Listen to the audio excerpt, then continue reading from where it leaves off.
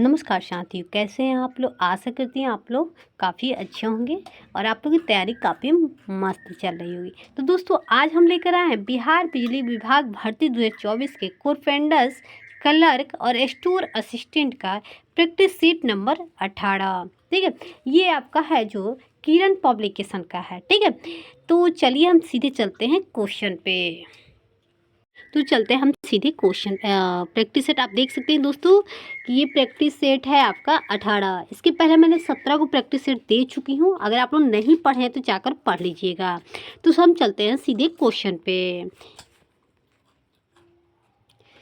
यहाँ पे first question है कि भारतीय संविधान के निम्नलिखित में से किस भाग में नागरिकता का वर्णन किया गया है।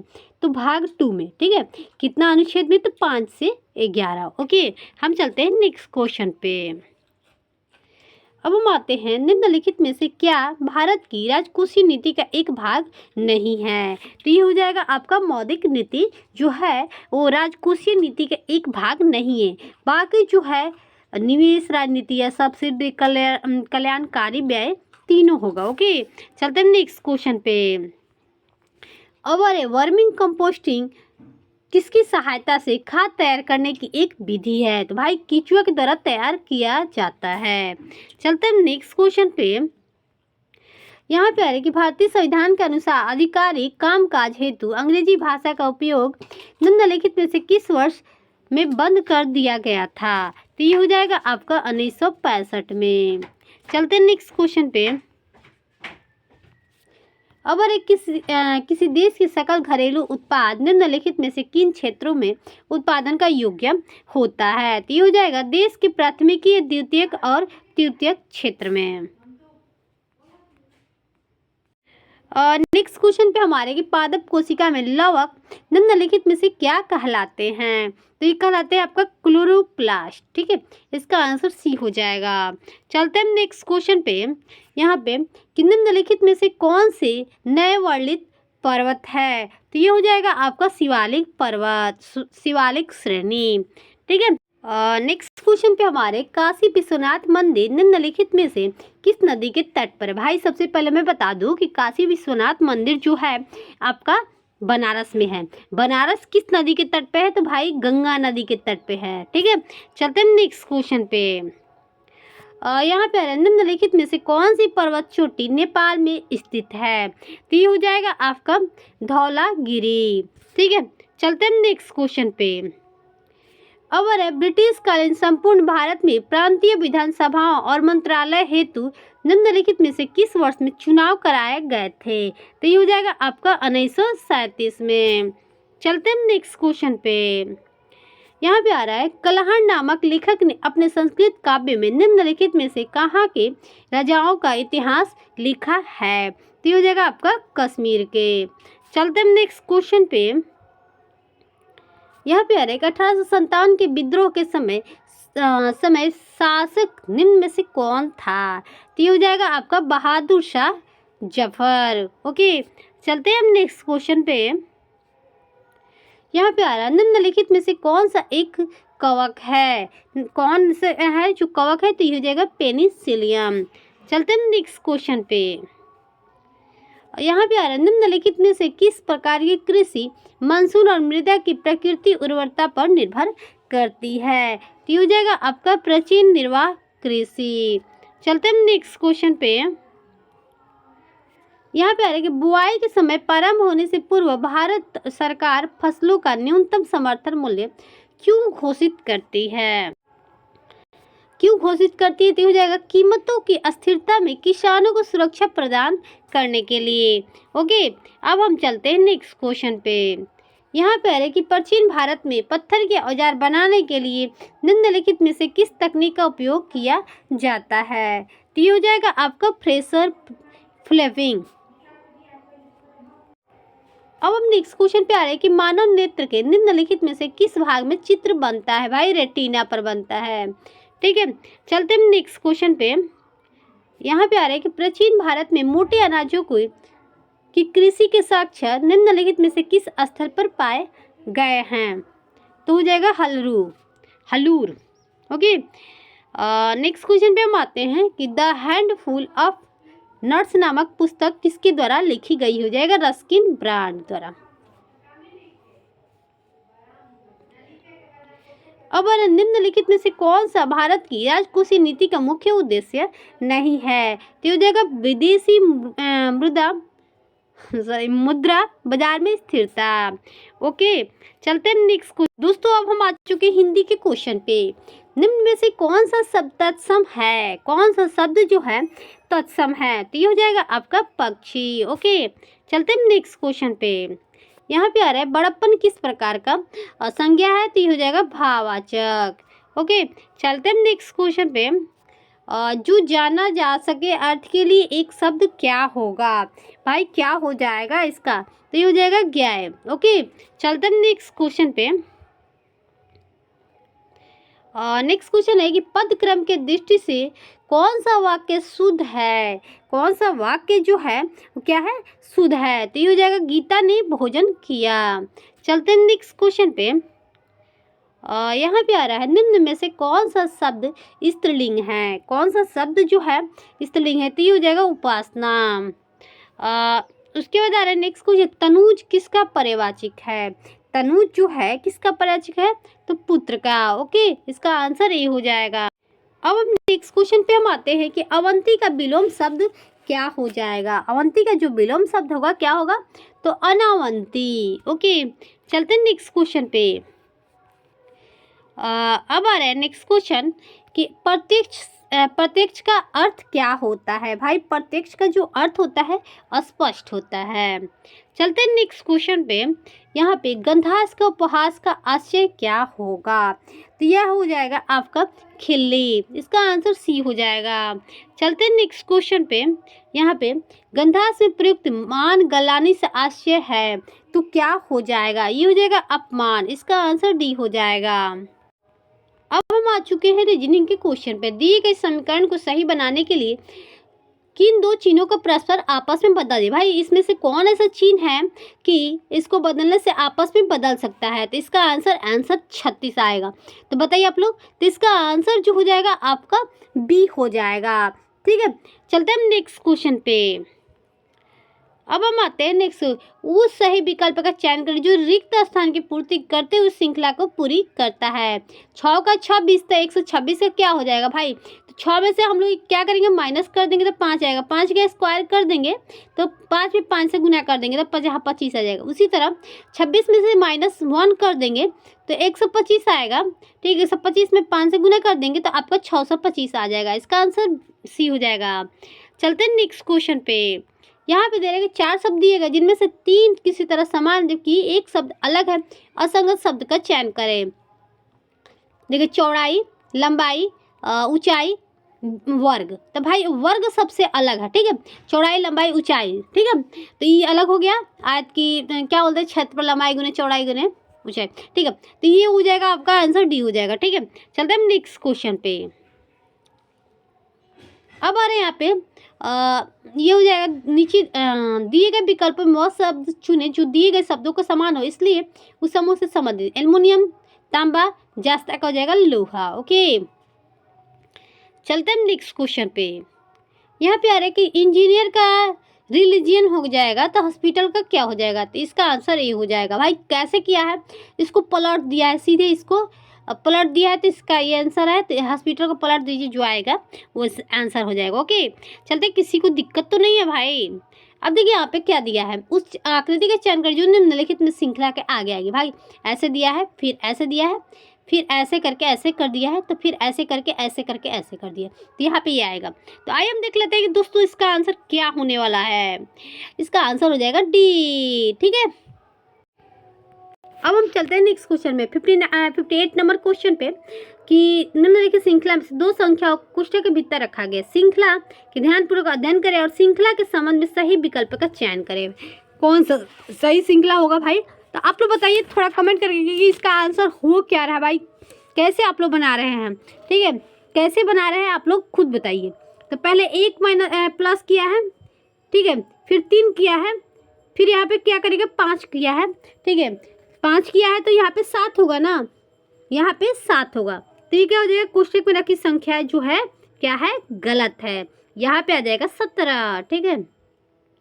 वैसे ही यहाँ पे भी चेंज होगा, ठीक है। तो आप लोग सोचिए नहीं दोस्तों, ठीक है। अब हम चलते हैं नेक्स्ट क्वेश्चन। उस वेन आरेख का चयन करें जो दिए गए वर्गों को सर्वोत्तम ढंग से दर्शाता है। कर्नाटक, गुजरात, भारत। भाई भारत में ही कर्नाटक, गुजरात आएगा, ठीक है। तो इसका आंसर बी हो जाएगा। चलते हैं नेक्स्ट क्वेश्चन पे। नेक्स्ट क्वेश्चन पे समझते हैं, चलते हैं। 7 मित्र है, OPQRSTU स्टेडियम बैठ कर क्रिकेट मैच देख रहे हैं। पी एक अंतिम छोर पे बैठा है, टी जो है क्यू और यू के बीच में बैठा है। आर जो है एस के बिल्कुल दाएं और क्यू के बिल्कुल बाएं और बैठा है। यू जो है टी के बाएं और दूसरे स्थान बैठा है। बिल्कुल बाएं छोर पे कौन बैठा हुआ है? बाएं छोर पे कौन बैठा हुआ है भाई? तो ये हो जाएगा आपका एस बैठा हुआ है, ठीक है। इसका आंसर ए हो जाएगा। चलते हैं नेक्स्ट क्वेश्चन पे। यहाँ पे यदि डी को 2 लिखा रहता है तो आई को 7 लिखा रहता है तो गॉड का 20 लिखा है तो स्पाइसिस के क्या लिखा जाएगा? डी जो आएगा 4 पे आएगा तो उसमें से 2 को माइनस कर दिया हम। अब आई कितने पे आएगा भाई? ABCDEFGHI 9 पे आएगा तो 2 को माइनस किया। ऐसे इसको भी जोड़िए और घटा दीजिएगा तो 20 आएगा। तो स्पाइसी का क्या हो जाएगा? तो स्पाइसी का जो हो जाएगा आपका स्पाइसी का होगा, आप लोग जोड़िए। और 59 आ रहा है तो 59 से ए को माइनस कीजिएगा, 1 मिनट माइनस कीजिएगा तो 58 आएगा ना। तो 58 तो है नहीं यार, 60। 1 मिनट आप लोग बताइए दोस्तों, यहाँ पे हमको कुछ कन्फ्यूजन लग रहा है। तो अगर 59 आएगा तो यहाँ पे 58 होगा, ठीक है। आप लोग थोड़ा बताइएगा इसको कमेंट करके, ओके। चलते हैं नेक्स्ट क्वेश्चन पे कि 35 का 2 तो 79 का यहाँ पे क्या हो जाएगा भाई? 79 का क्या हो जाएगा? तो देखिए 3 में से 2 जाएगा, 3 में से 2 जाएगा, सॉरी 5 जाएगा तो 2 यहाँ पे आएगा। तो यहाँ पे 9 में से 7 जाएगा, क्या आएगा? 2 आएगा भाई। इसका आंसर सी हो जाएगा। चलते हैं नेक्स्ट क्वेश्चन पे। अब देखिए दोस्तों यहाँ पे आ रहा है दिए गए कथनों और निष्कर्षों को ध्यानपूर्वक पढ़े और तय करें कौन सा निष्कर्ष तार्किक रूप से कथनों का अनुसरण करते हैं। तो यहाँ पे क्या हो जाएगा भाई? कथन है कि भाग्य बहादुर का साथ देता है, एक कथन है, ओके। अब देखिए हम निष्कर्ष पढ़ेंगे यहाँ पे कि सफलता के लिए जोखिम आवश्यक है। कायर लोग अपनी मृत्यु से पहले कई बार मरते हैं। कायर लोग जो हैं अपने सफलता से कई बार मरते हैं। तो यहाँ पे क्या हो जाएगा? यहाँ पे क्या होगा दोस्तों? तो यहाँ पे जो होगा आपका, 1 मिनट, यहाँ पे ना तो निष्कर्ष 1 निकलता ना ही 2 निकलता है, ठीक है। चलते हैं नेक्स्ट क्वेश्चन पे। यहाँ पे दे रहे 6 मित्र ABCDEF चर्चा के लिए एक वृत्ताकार मेज के आमने सामने बैठे हैं। ए जो है सी के सामने बैठा है, बी जो है ए के दाएं दूसरा बैठा है, डी जो है एफ और ए के बीच में बैठा है। तो ई के सामने में कौन बैठा है? तो ये हो जाएगा आपका एफ, ओके। चलते हैं नेक्स्ट क्वेश्चन पे। यहाँ भी आ रहा है उस विकल्प का चयन करें जो दी गई आकृति में अनिहित है। अनिहित जो है यहाँ पे क्या हो जाएगा? अनिहित तो इसमें से हो जाएगा आपका भाई, अनिहित जो होगा इसमें से डी हो जाएगा, ठीक है। इसका आंसर 4 हो जाएगा। अब हम चलते हैं नेक्स्ट क्वेश्चन पे। शब्दों को 4 युग्म बनाए जिनमें से 3 युग्म किसी न किसी प्रकार से समान है जबकि 1 युग्म भिन्न है। तो असंगत युग्म का चयन करें। तो यहाँ पे क्या हो जाएगा? तो यहाँ पे जो हो जाएगा आपका नागालैंड, मिजोरम, ठीक है। चलते हैं नेक्स्ट क्वेश्चन पे। यहाँ पे आ रहा है कि उस विकल्प का चयन करें जो दिए गए शब्दों को सेट के अनुरूप है। तो यहाँ पे क्या हो जाएगा? तो यहाँ पे हो जाएगा मुर्गी, चूजा, झुंड, ओके। चलते हैं नेक्स्ट क्वेश्चन पे।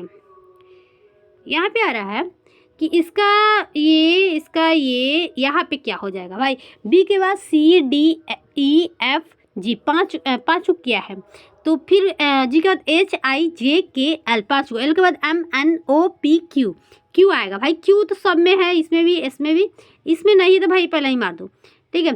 फिर B के बाद 5 को, तो फिर यहाँ पे L के बाद 5 को, ठीक है। Q ठीक है।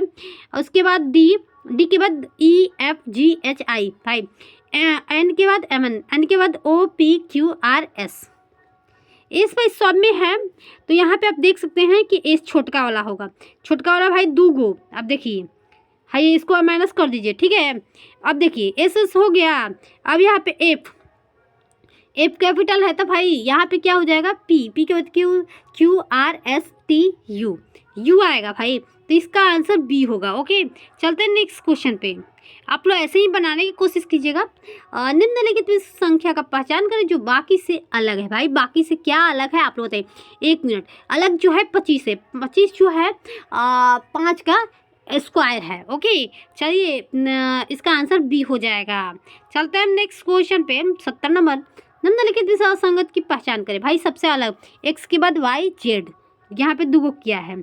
ठीक है भाई, एफ के बाद जी एच दुगो किया है, आर के बाद एस टी, आर के बाद एस टी, ठीक है, यू के बाद भी। भाई इसका आंसर ये हो जाएगा क्योंकि अलग है, सबसे समय दो किया है, इसको नहीं किया है। ठीक है, अब हम चलते हैं नेक्स्ट इंग्लिश के क्वेश्चन पे। अब अरे 4 sentence are given, identify the sentence where adverb is used to describe an adjective, choose the correct option. यहाँ पे क्या हो जाएगा भाई, तो यहाँ पे जो हो जाएगा आपका इसका आंसर हो जाएगा आपका इसका आंसर हो जाएगा this is a very sweet mango. ठीक है, चलते हैं नेक्स्ट क्वेश्चन। सॉरी यहाँ पे इसका आंसर ठीक है, इसका आंसर ठीक है। ओके, चलते हैं नेक्स्ट क्वेश्चन पे। अब आ रहे यहाँ पे वी ट्रेवलेड, यहाँ पे मिस्टर जोशी कार। तो यहाँ पे ट्रेवलिंग मतलब होता है कहीं का यात्रा करना। तो यहाँ पे जो हो जाएगा आपका तो यहाँ पे हो जाएगा बाई। ओके, अब आ रहा है यहाँ पे next, Ram goes to office. यहाँ पे क्या हो जाएगा भाई, तो यहाँ पे हो जाएगा आपका ऑन। ओके, इसका आंसर बी हो जाएगा। अब यहाँ है identify the correct sentence where conjunction has been used टू क्लैटिक, choose the correct option among choice. तो यहाँ पे क्या हो जाएगा, तो यह हो जाएगा आपका he visit not only Agra but also Delhi. इसका आंसर ये हो जाएगा। चलते हैं नेक्स्ट क्वेश्चन पे। यहाँ पे आ रहा है in the following question identify the noun having singular and plural like. तो यहाँ पे क्या हो जाएगा भाई, तो यहाँ पे जो हो जाएगा आपका ऑल ऑफ द एबोव। ठीक है, इसका आंसर डी हो जाएगा। चलते हैं नेक्स्ट क्वेश्चन पे। अब आइडेंटिफाई द इनकरेक्ट सेंटेंस। भाई यहाँ पे क्या होगा, तो ये हो जाएगा आपका he means is a small but he has include no debate. Okay, चलते हैं नेक्स्ट क्वेश्चन पे। यहाँ पे the following sentence has been given in the report speech, changing this into direct speech, mark the correct option from the choice given. तो Manish said that he was a busy then. तो यहाँ पे क्या हो जाएगा, यहाँ पे जो हो जाएगा आपका यहाँ पे होगा Manish sad I am busy now. Okay, चलते हैं नेक्स्ट क्वेश्चन पे।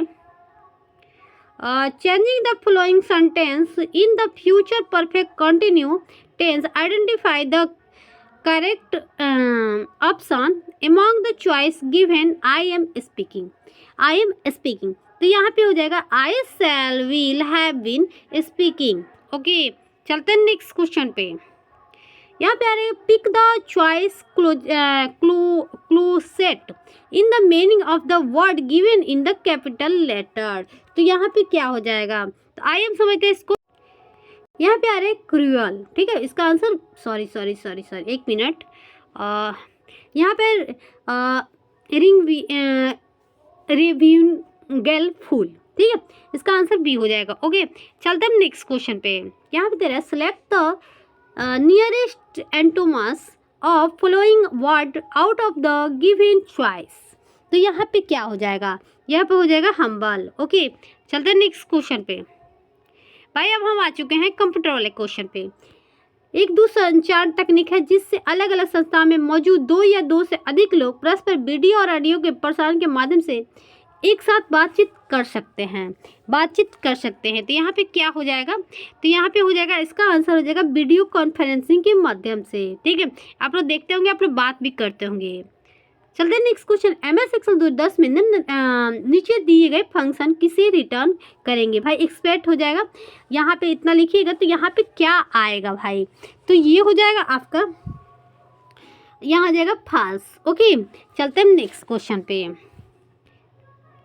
अब हम नेक्स्ट क्वेश्चन पे हम आते हैं। यहाँ पे MS वर्ड 2010 में डॉक्यूमेंट्स में डिफ़ॉल्ट फॉन्ट फेस क्या होता है? तो ये हो जाएगा आपका कैलिबरी। इसका आंसर सी हो जाएगा। चलते हैं नेक्स्ट क्वेश्चन पे।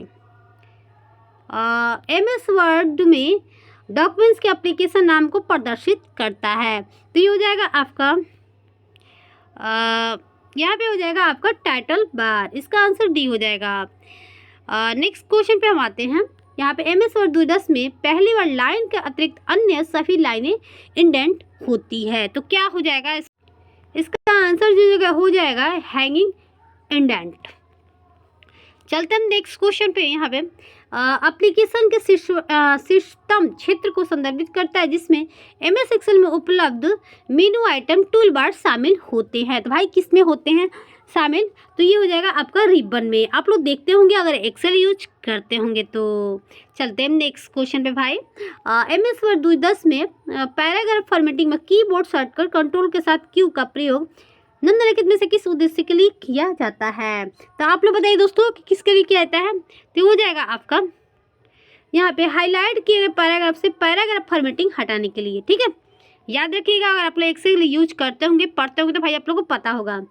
एक टूल है जिसका उपयोग MS एक्सेल में डेटा गणना और सारांश विश्लेषण करने के लिए किया जाता है, और यह आपको डेटा के तुलना पैटर्न को रुझान देखने के लिए सुविधा देता है। तो यहाँ पे क्या हो जाएगा?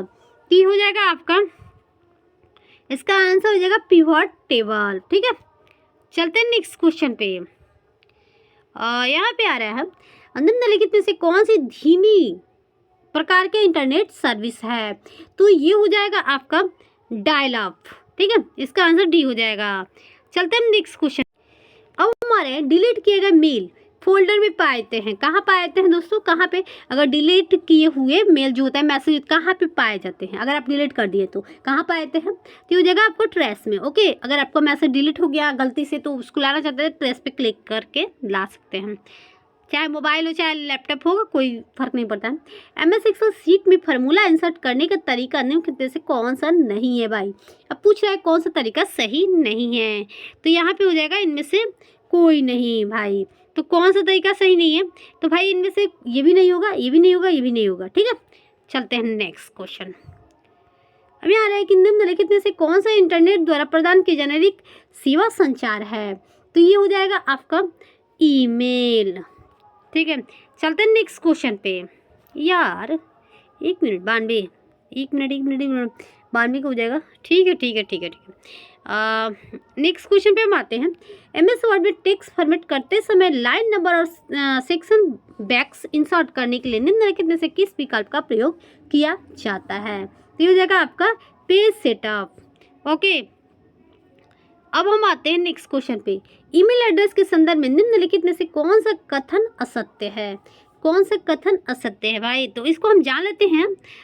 इसका हो जाएगा एक ईमेल समानता के रूप में दिखा यूजर और डोमिनेट नाम से जाना जाता है। चलते हैं नेक्स्ट क्वेश्चन। अब हमारे MS एक्सेल में seat A1 A1 A2 A3 A4 A5 वाले सेल रेंज का प्रतिनिधित्व करने के लिए निम्नलिखित में से कौन सा संकेत का प्रयोग किया जाता है? तो ये हो जाएगा आपका ये वाला। इसका आंसर डी हो जाएगा। अब MS एक्सेल में उस करंट सेल को किस नाम से जाना जाता है जिसके चारों ओर सेल बाउंड्री होता है? सेल बाउंड्री होता है, तो क्या हो जाएगा? तो ये हो जाएगा आपका एक्टिव सेल। ठीक है, चलते हैं नेक्स्ट क्वेश्चन पे। अब MS वर्ड 2007 में निम्नलिखित में से कौन सा विकल्प हमें डेटा को तुरंत और आसानी से टेबल में बदलने की अनुमति देता है? तो क्या देगा दोस्तों? तो ये हो जाएगा कन्वर्ट टेक्स्ट टू टेबल। चलते हैं नेक्स्ट क्वेश्चन पे। अब MS एक्सेल में निम्नलिखित में से कौन सा विकल्प किसी वर्कबुक में पहली और अगली और आखिरी वर्कशीट में प्रदर्शित करता है और हमें किसी अन्य वर्कशीट में जाने की अनुमति प्रदान करता है? तो ये हो जाएगा आपका नेविगेशन बटन्स। ठीक है, चलते हैं नेक्स्ट क्वेश्चन पे। MS वर्ड डॉक्यूमेंट्स के इंसर्ट मेनू से निम्नलिखित में से किस विकल्प का प्रयोग बिल्ट इन कैलेंडर इंसर्ट करने के लिए किया जाता है? तो ये हो जाएगा आपका क्विक टेबल्स। ओके, चलते हैं नेक्स्ट क्वेश्चन पे। अब निम्नलिखित में से कौन सा विकल्प इंटरनेट संसाधनों के विशाल डेटाबेस जैसे कि web pages, news group, program, images आदि को संदर्भित करता है और वर्ल्ड वाइड वेब पर सूचनाओं को पता लगाने में मदद करता है? तो क्या हो जाएगा इसका आंसर? ये हो जाएगा आपका सर्च इंजन। ठीक है, सर्च इंजन का प्रयोग करके आप कर सकते हैं। ठीक है, तो दोस्तों आप लोग क्लास यहीं पे समाप्त होता है, फिर हम मिलते हैं नेक्स्ट वीडियो में। तब तक के लिए बाय।